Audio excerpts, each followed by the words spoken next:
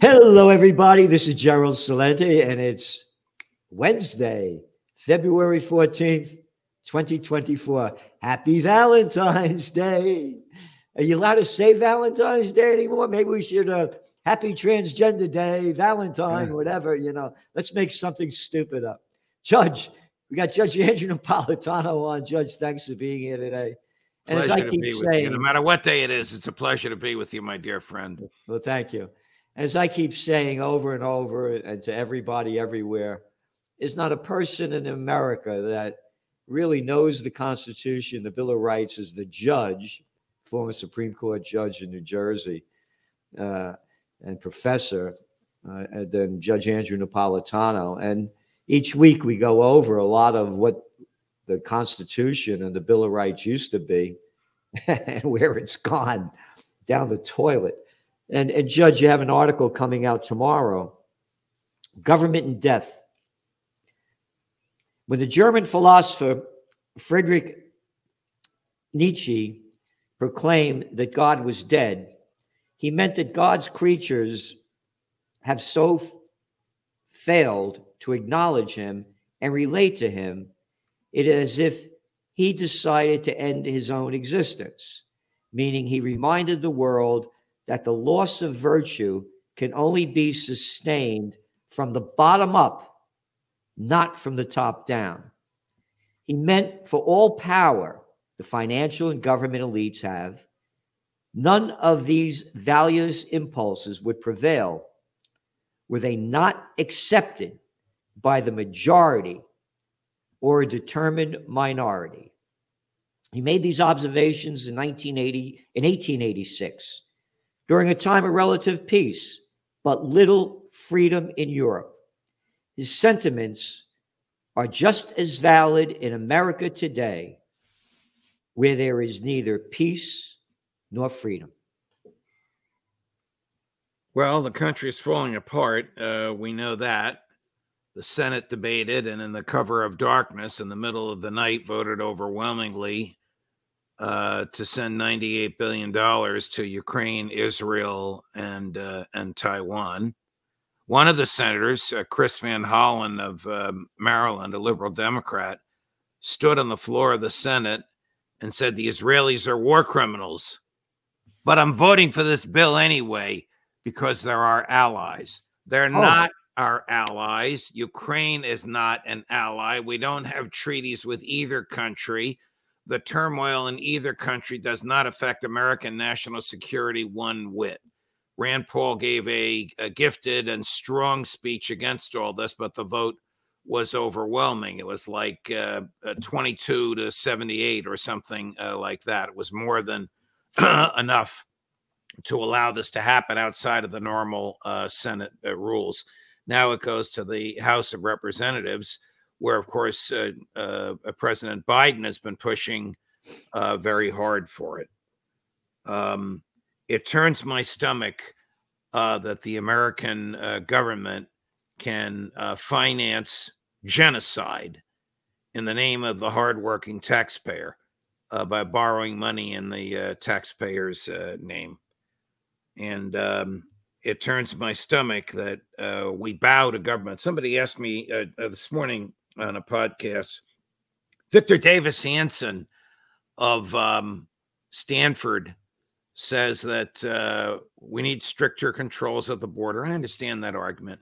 We need people at the border to swear that they understand the Bill of Rights. Oh, really? We don't even have a government that understands the Bill of Rights, and you want minorities that can't speak English to understand the Bill of Rights? How about starting with the government? The Bill of Rights doesn't grant our rights. It restrains the government from interfering with them, and it's doing a pretty lousy job because the government has turned the Bill of Rights into a bill of governmental privileges. All right, sorry for getting carried away. The Bill of Rights into, what did you say? A bill of governmental privileges. Temporary government privileges. Yep. I want to go back to this because it's so important what Nietzsche said, is that the world that lost of virtue, he reminded the world that the loss of virtue can only be sustained from the bottom up, not from the top down. as they say, the fish rots from the head down. And we got rotten fish right at the top over there. My argument is that people accept the loss of virtue and expect the loss of virtue. The government doesn't stand for virtue. Its laws are not based on virtue. Its laws are just based on power. Like, let's borrow 61 billion and give it to Ukraine. They're on life support, but let's waste the money anyway. Let's borrow 17 billion and give it to Israel on top of the 6 billion we've already given Israel. They are slaughtering innocent babies, but let's give them the money anyway, because we're under pressure from AIPAC and other members of the pro-Israel lobby in the United States. You can't call that virtuous. That's just power. That's power destroying. That's power stealing, lying, and destroying. Nietzsche also said, listen, I'm not a fan of his. He was crazy. But Nietzsche also said everything the government has, it is stolen, and everything the government says is a lie. Both statements are almost literally true. The stolen is absolutely true. The second is for the most part true. Even a stop clock is right twice a day. Occasionally, the government says something that's not a lie, but for the most part, it is filled with lies. You write here that Thomas Jefferson argued that the only moral purpose of government is to protect individual rights. And that's all gone. Correct. It doesn't exist anymore. Correct. You say the government, which is an artificial entity based on a monopoly of force in a geographic area, may never morally interfere with our rights unless we waive them. And that's exactly what's happened. There's no fight anymore. The people have waived they've waived their rights. You get this little clown boy like a Chucky Schumer with his glasses like this, so telling, what we should be doing in Ukraine and Israel. And like you say, all these other politicians, anybody that supports war, go over there and fight or shut your mouth, is the way I look at it. And again, as you said, this has nothing to do with America. This isn't a threat against the United States. We have no right being involved in this kind of thing. But you mentioned how much we've given Israel. It's almost like I believe like almost $500 billion since they were founded. I think. Oh, sure. Yeah, sure. Joe Biden. He's such a pathetic figure, but he claims to be opposed to the slaughter in Gaza. He could stop it with a phone call. With a phone call. There are 3 of those huge, I forget what they call them, transport planes that the government uses when they're bringing heavy equipment over. They don't carry passengers. They just carry this heavy equipment. 3 of them arrive every day at the Tel Aviv airport. Now, Joe could stop, literally alone, could stop that with a phone call, but he doesn't.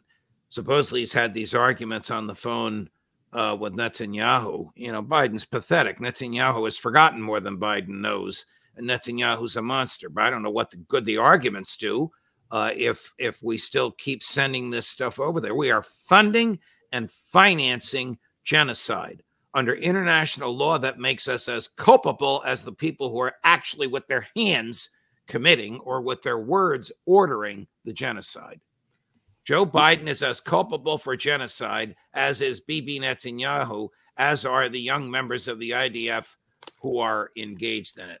Scott Ritter told a story yesterday of the IDF cutting down 3 people in the street, and 2 ambulance drivers waved to the IDF and said in Hebrew, "We're just going to go pick them up and see if we can save their lives." The IDF waved them to go on. So as they got out of the ambulance to approach the bodies, which were still alive at that point, on the road, the IDF slaughtered them with machine gun fire. I mean, this is just typical and horrific. And I think you have seen, and it's all over the place this morning, probably your viewers have seen pictures of former director of the CIA and former Secretary of State Mike Pompeo dancing with IDF murderers, joyfully celebrating their slaughter. Yeah.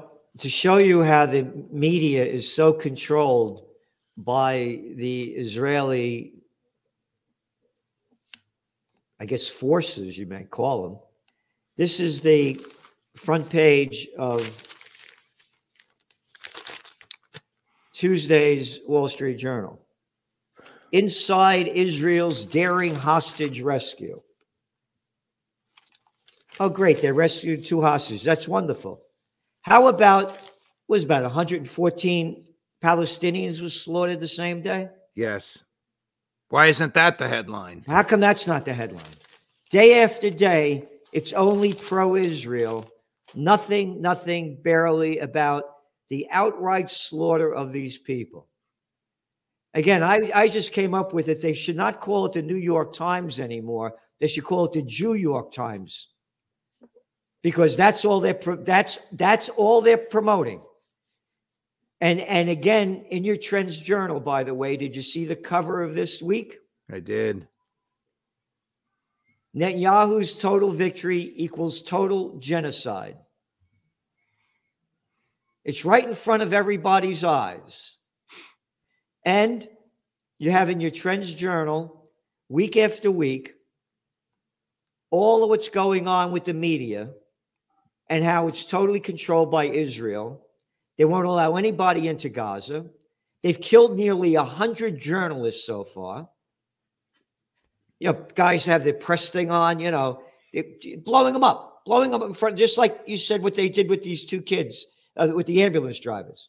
Right. Killing them right in front of everybody's eyes. And where's the media? There's nobody's on the media coming out against this. You're blacklisted.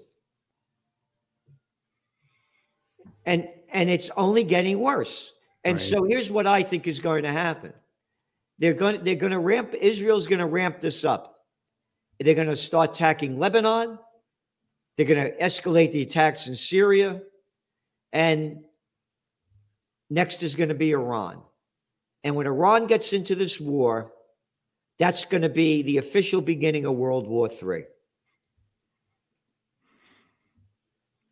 Well, we'd have a hard time providing military assistance 7,000 miles away from the U.S. We can't do it. I don't, Joe Biden would probably do it on his own without a declaration of war. The Congress is corrupt in that it will do whatever AIPAC wants it to do. Yeah. It'll be a very, very sorry state of affairs. McGregor and Ritter tell me that Iran is a substantial military with substantial missiles and weapons. And the Israelis would be crazy to attack Iran, but that's what Netanyahu wants, and that's what he's provoking over there. When those 3 unfortunate members of the Georgia National Guard were killed by a drone at that Tower 22 place somewhere on the border between Jordan and Syria, 3 people killed, 42 injured. Joe Biden responded with 86 different attacks, killing dozens and dozens of civilians. Collective punishment is expressly prohibited by the Nuremberg Convention. Nobody follows the laws anymore. No American president feels constrained by the Constitution. They do whatever they want. The lust to kill overwhelms them. The lust to kill. On all the American paper currencies, in God we trust. What God they talking about? This article of yours again. What are mass killings but a metaphor of government violence? Mass killings are not to blame of weapons, but a nihilistic government repressing a helpless, defenseless citizenry. And here's what you say. And by the way, this is part of what Occupy Peace is. Bring the troops home. How many bases we got, Judge? More than 1,000. The last time I looked it up about 4 years ago was 903. Now it's over 1,000. The Congress isn't even aware of all these additional bases built by the Defense Department. Leave NATO. You go back to the Trends Journal going back, well over a decade ago. No need for NATO. We have no business with any of this anymore. They built that thing as the illusion that we're going to fight the Soviet Union, right? Right. Which is gone. Here we go. Shut our 1,000 plus foreign military bases. Shrink the defense budget. Well, it's only near $1 trillion when you put, well, why shrink it? I mean, the country's rotting in front of you. You got homeless everywhere, migrants, crime rising, rotted infrastructure, people living paycheck to paycheck, and you want to cut $1 trillion out of the defense budget? What's wrong with you? And then you will also go on to say, sell the Pentagon. Yep. Expect folks to defend themselves using the same means as the government uses. Starve the federal government down to only what the Constitution permits. Abolish income tax. Again, a little warmongering freak, Woodrow Wilson, he's the guy that gave us the federal income tax. What'd you say? Was it 1%? He promised it would never be over 3%. It started at 1%. By the end of World War I, it was over 90%. I mean, he gave us the federal income tax, the Federal Reserve, World War I, the administrative state, popular election of U.S. senators, which gutted state sovereignty. Just a person who turned the Constitution on its head, really. And then you have base all laws on natural rights, and this is important, recognize state nullification and secession. I believe there's going to be a secession movement in Texas.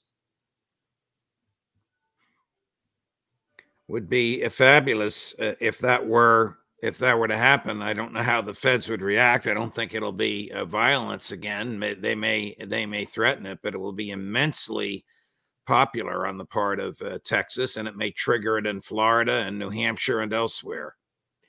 Now, a dear friend of mine, may rest in peace, Thomas Naylor, started the Second Vermont Republic, and it was making a lot of progress back in the early 2000s, but up until he died in 2012. Now, if there was a secessionist movement, it's totally legal. Is that correct? Well, it depends how you look at it. One way to look at it is joining the Union was a voluntary legislative act, which can voluntarily be undone. The big government people claim it's irreversible and the Union is permanent. There's no law that says that. There's just the opinion of people, Lincoln-like people, who believe that seceding from the Union is a crime.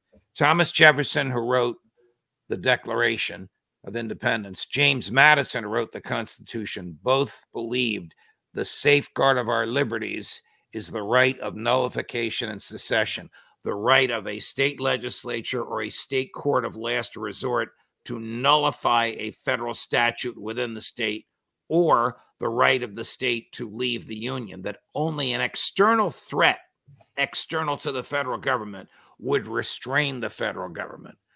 That is clearly what was understood and accepted by the framers when they ratified the Constitution and formed the Union. They could undo it. In fact, secession was threatened from the very moment the Constitution came into being, when 5 of the states said, if you don't add a Bill of Rights, we're leaving. And the other 9 said, well, we don't want you to leave, so we'll add the Bill of Rights. What does that mean? They all accepted and understood that they had the right to leave. It wasn't until Lincoln started murdering people, boys, because they're the elected public officials in their states wanted to leave, that the concept of permanence even entered the American parlance. So it is legal to leave. Of course it's legal to leave. And it's absolutely moral to leave. You have the right to leave the government. The states can leave the union. A county can leave the state. A city can leave leave a county. You and I can say, we don't want your government anymore. I don't want your benefits. I'm not going to pay for it. I'm not going to abide by your rules on my property. If you can't leave, you have no freedom. Judge, in wrapping up, you and I, of course, we began very supportive of RFK Jr. And then we both did a 180 because of his stance in Israel and mockery in when he speaks are really stupid, as Max Blumenthal and Norman Finkelstein ripped him apart. Two Jewish guys ripping him apart for the stupidity of what he talks about when it comes to Israel. And now his campaign is in total chaos. People are quitting left and right. And they had that stupid ad on the Super Bowl bringing up, you thought that his uncle was running, Do you know what they paid for that ad? $7 million. For 30 seconds. And he's done nothing this week but apologize for it. $7 million. According to Mediaite, again, according to Mediaite, they don't always say nice things about people we like or bad things about people we dislike. His campaign's falling apart. Staffers are leaving in droves, in part because of lavish spending and total disorganization. It's run by his daughter-in-law, who's a former CIA agent. Used to be run by a good friend of ours, but they threw him out, and he's now back in Ohio running for Congress again, even though he ain't a youngster. He's my age. He's 77. Oh, God, I thought he was older. Yeah. And so last time we were together, you believe that they're going to not run Biden, and you believe that Michelle Obama might be the pick. Well, you and I had a long talk about this the other day. I don't know who it's going to be, but Biden's numbers are so bad and his mental capacity is so diminished.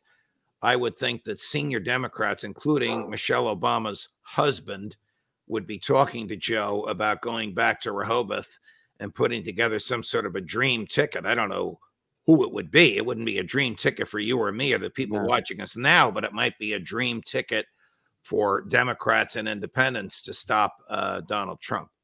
That's their goal. Unfortunately, because I can't stand the Nobel Peace of Crap Prize winner, Obama, an arrogant little boy. He lied his way into the presidency during the Iraq War and said he won the Nobel Peace Prize. And then right after that, troop surge in Afghanistan, destroyed Libya, destroyed Syria, quoted in the book, doubled down, I'm really good at killing people with all these drone strikes. And so if Michelle Obama gets in there, I believe she'll win, because the young people will go out and vote for her, the women will vote for her, and the blacks will vote for her. That's all. And then the base of the Democratic Party, that's all it will take, no matter what Trump does or how appealing he might be. So again, we're still on the course of destruction. And I don't know what's going to change it. But if we don't, empires come and go.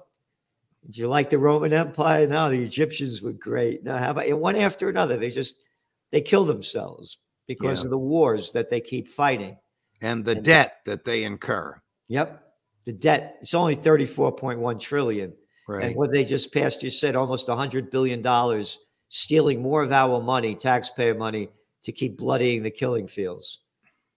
Yes. This is not the America that we grew up with, that we were taught about and believed in. And it's so sad to see it decline.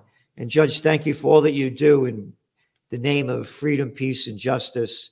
It's an honor to have you on, and we're looking forward to seeing you next week. And everybody, don't forget, go to the judges. The people he has on are terrific. Judging Freedom.